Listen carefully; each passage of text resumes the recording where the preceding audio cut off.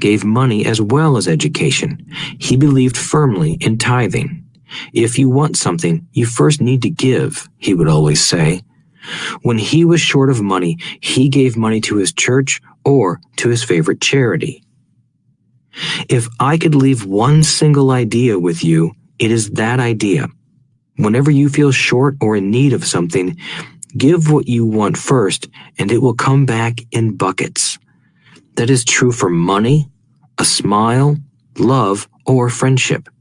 I know it is often the last thing a person may want to do, but it has always worked for me.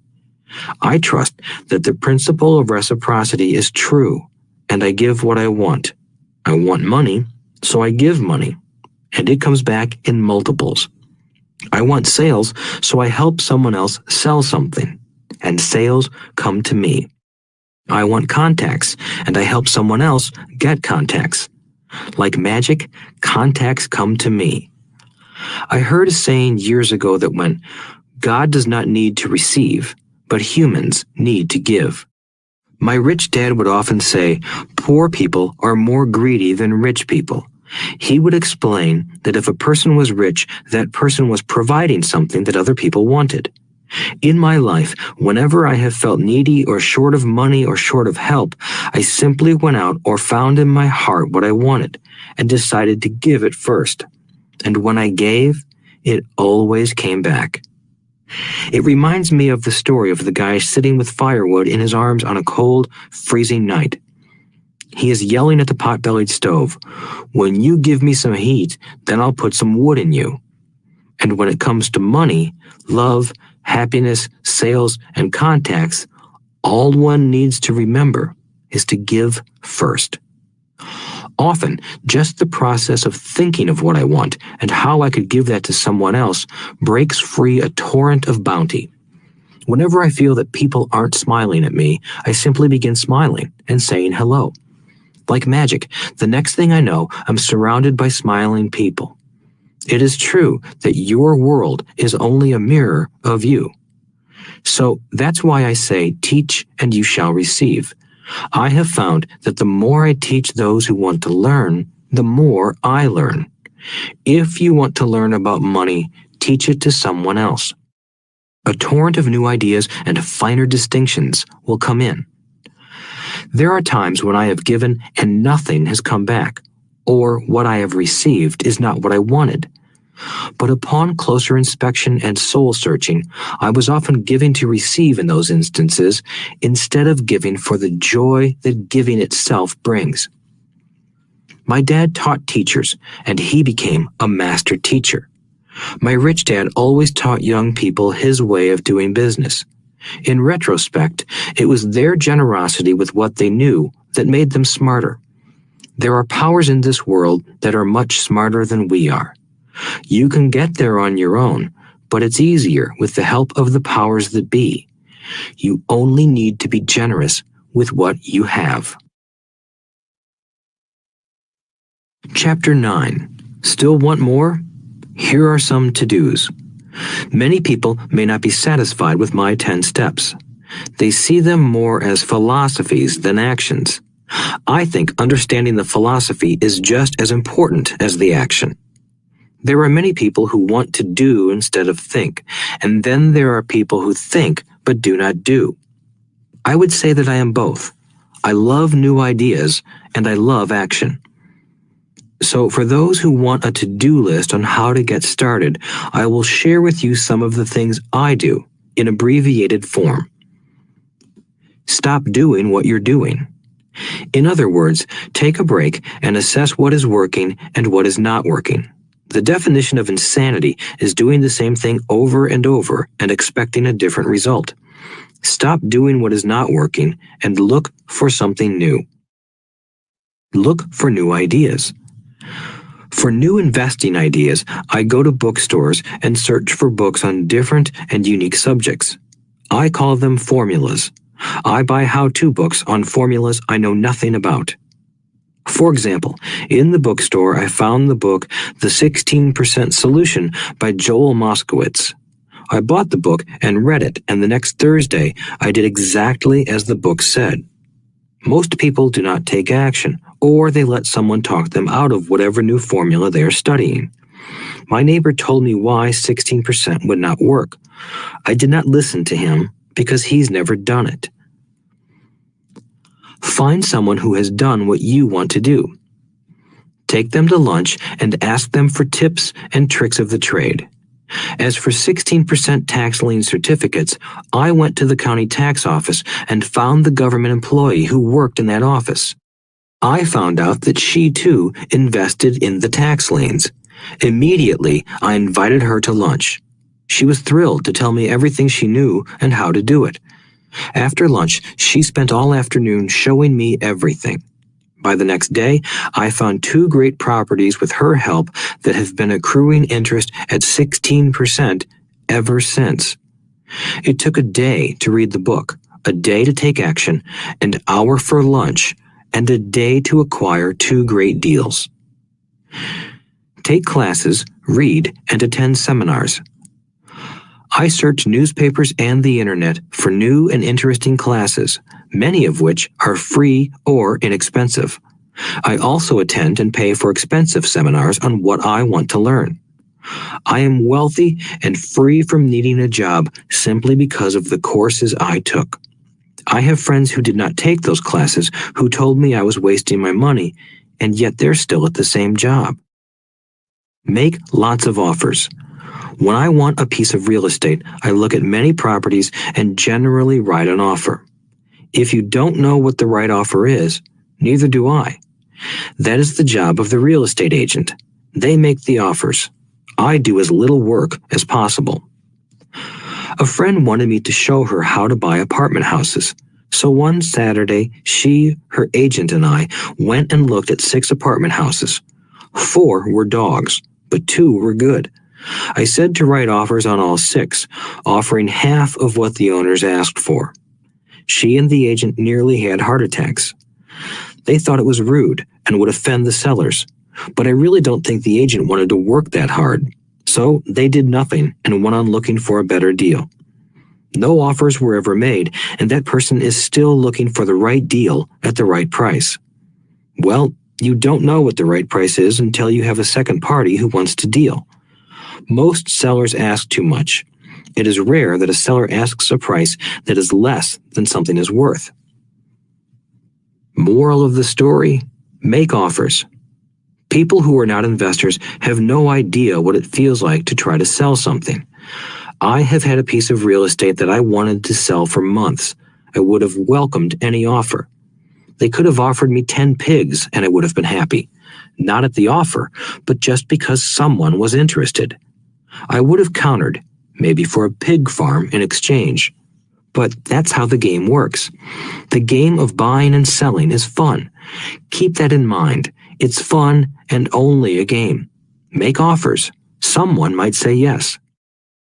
I always make offers with escape clauses.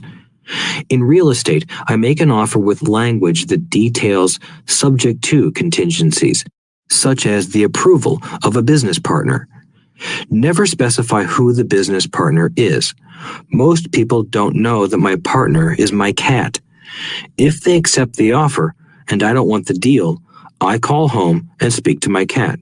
I make this ridiculous statement to illustrate how absurdly easy and simple the game is. So many people make things too difficult and take it too seriously. Finding a good deal, the right business, the right people, the right investors, or whatever is just like dating. You must go to the market and talk to a lot of people, make a lot of offers, counter-offers, negotiate, reject, and accept. I know single people who sit at home and wait for the phone to ring, but it's better to go to the market, even if it's only the supermarket. Search, offer, reject, negotiate, and accept are all parts of the process of almost everything in life. Jog, walk, or drive a certain area once a month for 10 minutes. I have found some of my best real estate investments doing this. I will jog a certain neighborhood for a year and look for change. For there to be profit in a deal, there must be 2 elements: a bargain and change. There are lots of bargains, but it's change that turns a bargain into a profitable opportunity. So when I jog a neighborhood I might like to invest in. It is the repetition that causes me to notice slight differences. I notice real estate signs that are up for a long time. That means the seller might be more agreeable to deal. I watch for moving trucks going in or out. I stop and talk to the drivers. I talk to the postal carriers. It's amazing how much information they acquire about an area. I find a bad area, especially an area that the news has scared everyone away from. I drive it for sometimes a year, waiting for signs of something changing for the better. I talk to retailers, especially new ones, and find out why they're moving in. It takes only a few minutes a month, and I do it while doing something else, like exercising or going to and from the store. Shop for bargains in all markets. Consumers will always be poor. When the supermarket has a sale, say on toilet paper, the consumer runs in and stocks up. But when the housing or stock market has a sale, most often called a crash or correction, the same consumer often runs away from it. When the supermarket raises its prices, the consumer shops somewhere else. But when housing or the stock market raises their prices, the same consumer often rushes in and starts buying. Always remember, profits are made in the buying, not in the selling. Look in the right places. A neighbor bought a condominium for $100,000. I bought the identical condo next door for $50,000. He told me he's waiting for the price to go up. I told him that profit is made when you buy, not when you sell. He shopped with a real estate broker who owns no property of her own. I shopped at the foreclosure auction. I paid $500 for a class on how to do this. My neighbor thought that the $500 for a real estate investment class was too expensive. He said he could not afford the money or the time. So he waits for the prices to go up.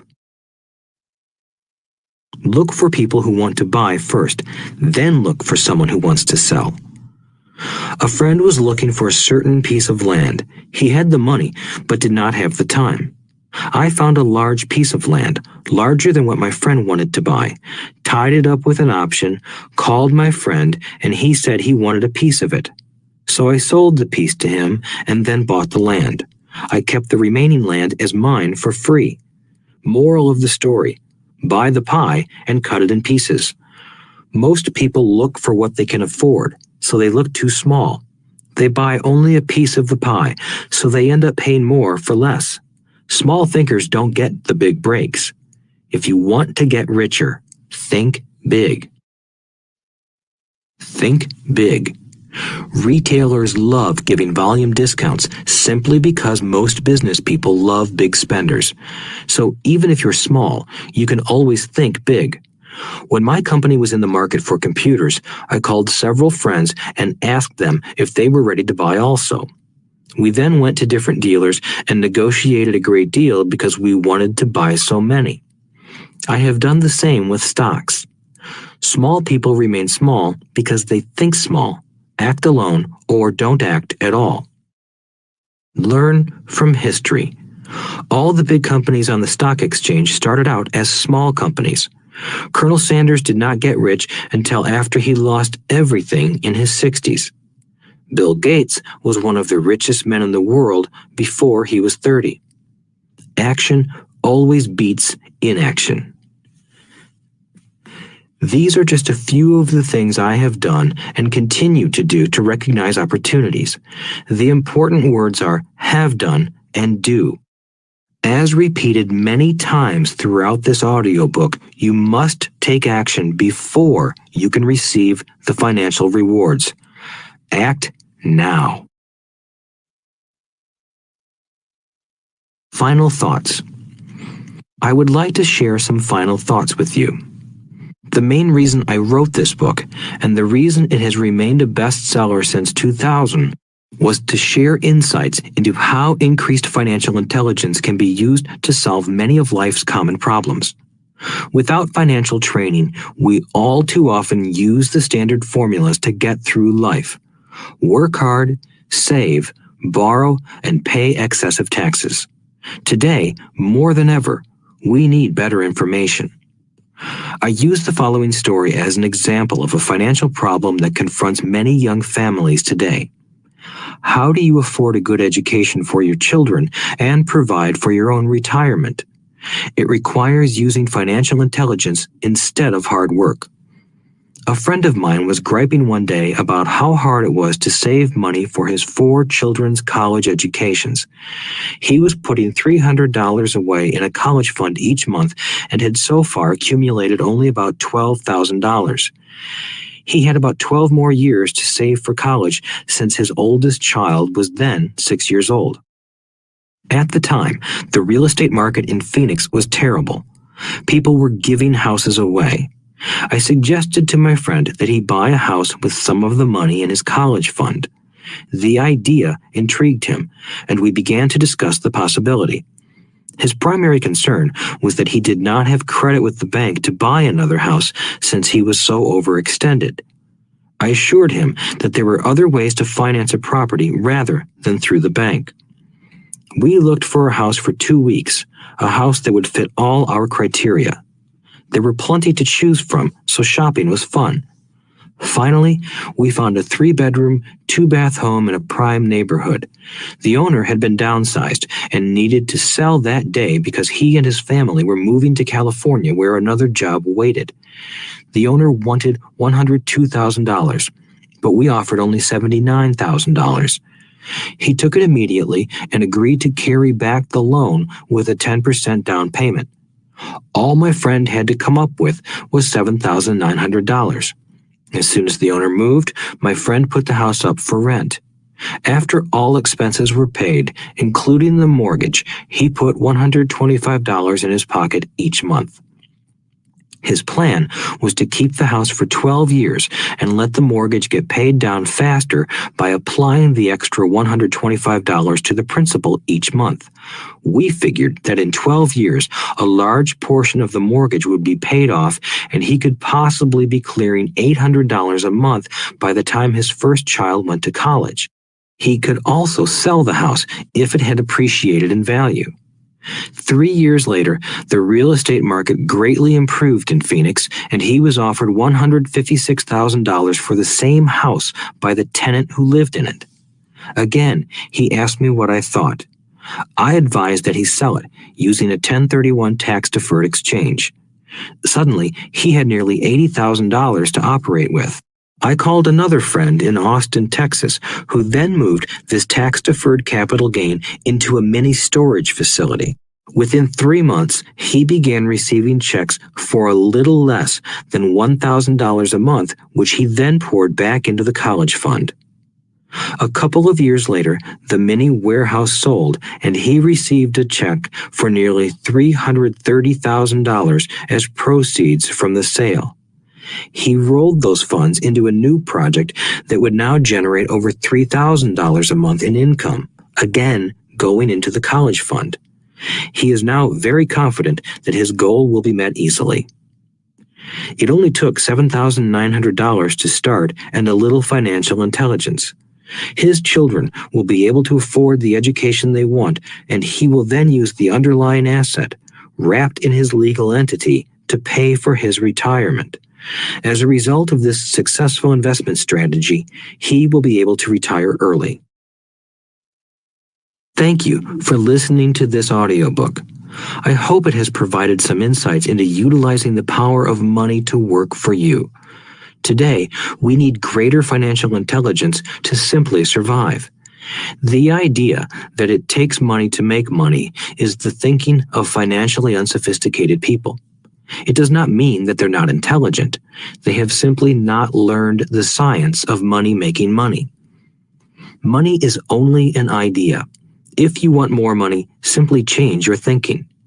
Every self-made person started small with an idea and then turned it into something big.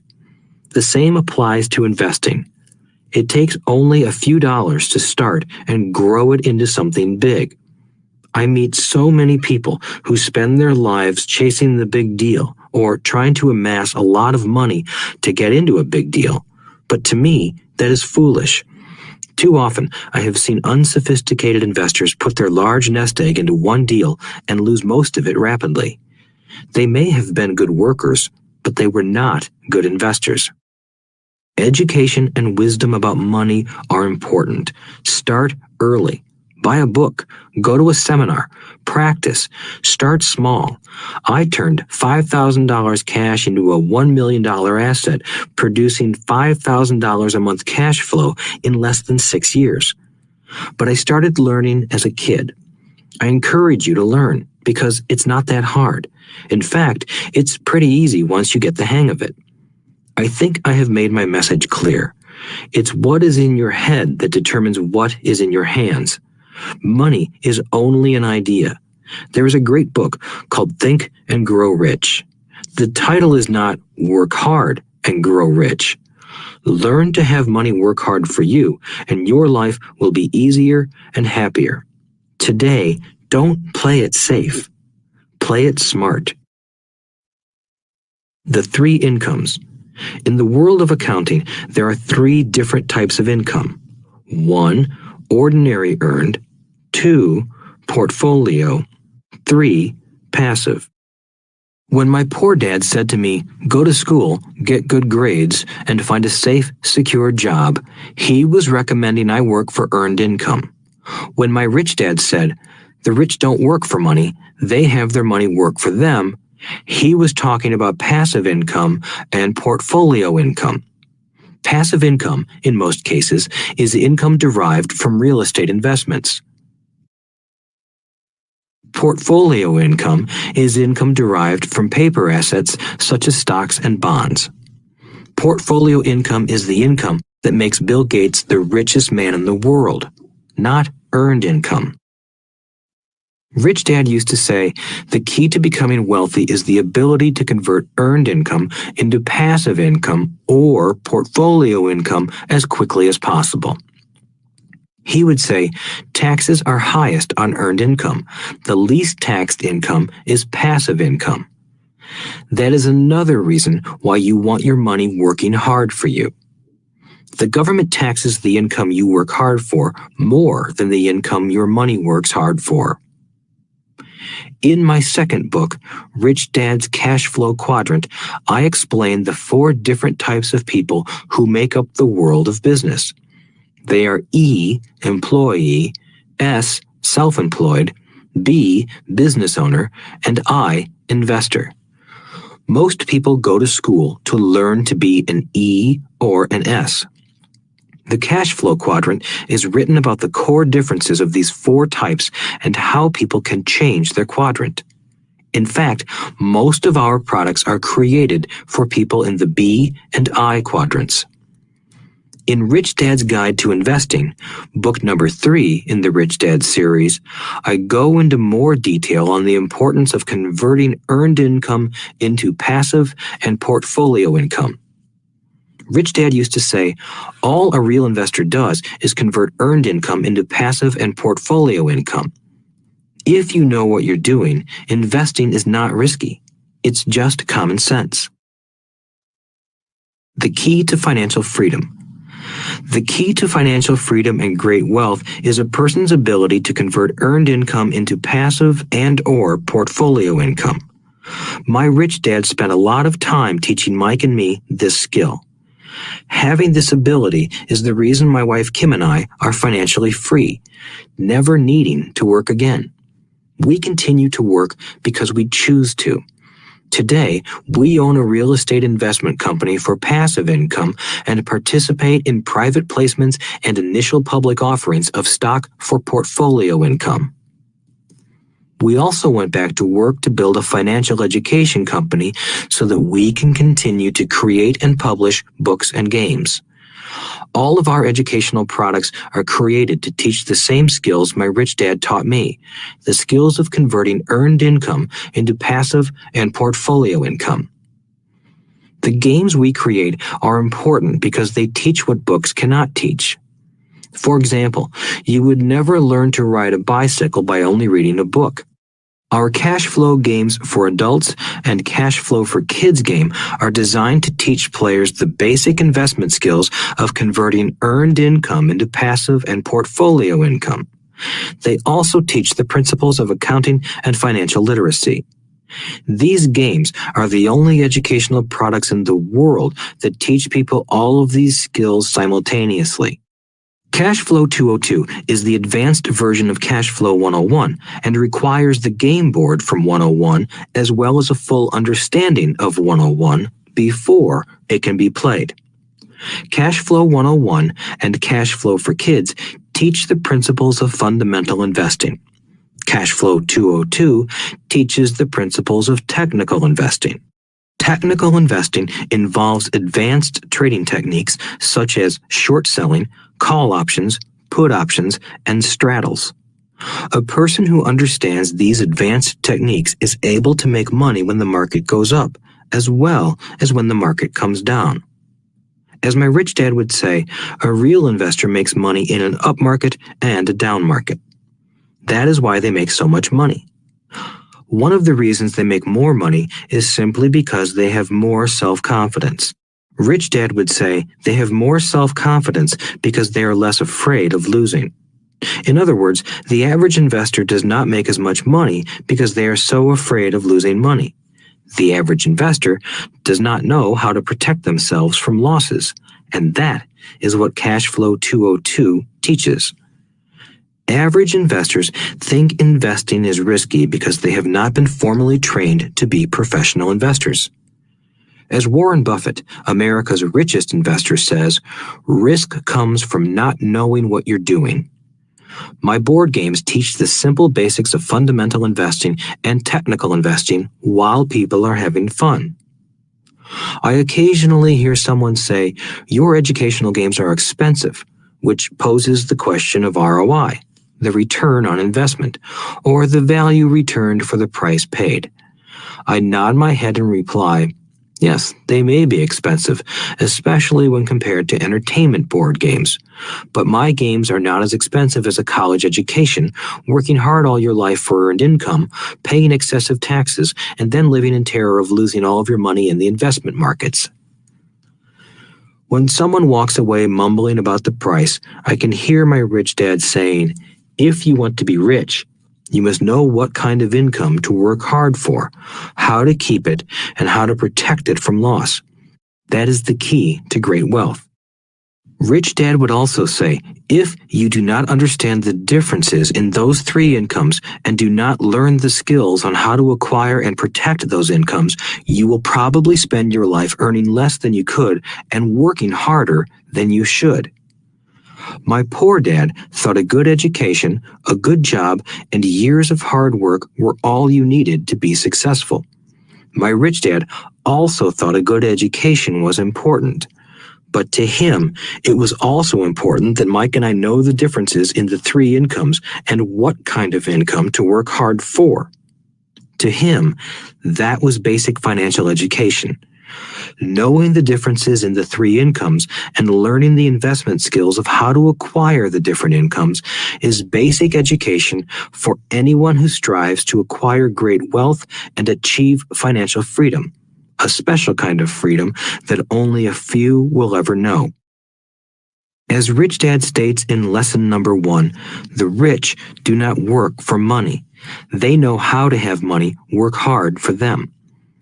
Rich Dad said, earned income is money you work for, and passive and portfolio income is money working for you. Knowing that little difference has been significant in my life. Or, as Robert Frost ends his poem, and that has made all the difference. Take action. All of you were given two great gifts, your mind and your time. It is up to you to do what you please with both. With each dollar bill that enters your hand, you and only you have the power to determine your destiny. Spend it foolishly, and you choose to be poor. Spend it on liabilities, and you join the middle class. Invest it in your mind and learn how to acquire assets, and you will be choosing wealth as your goal and your future. The choice is yours and only yours. Every day, with every dollar, you decide to be rich, poor, or middle class. Choose to share this knowledge with your children, and you choose to prepare them for the world that awaits. No one else will. You and your children's future will be determined by choices you make today, not tomorrow. I wish you great wealth and much happiness with this fabulous gift called life. Robert Kiyosaki.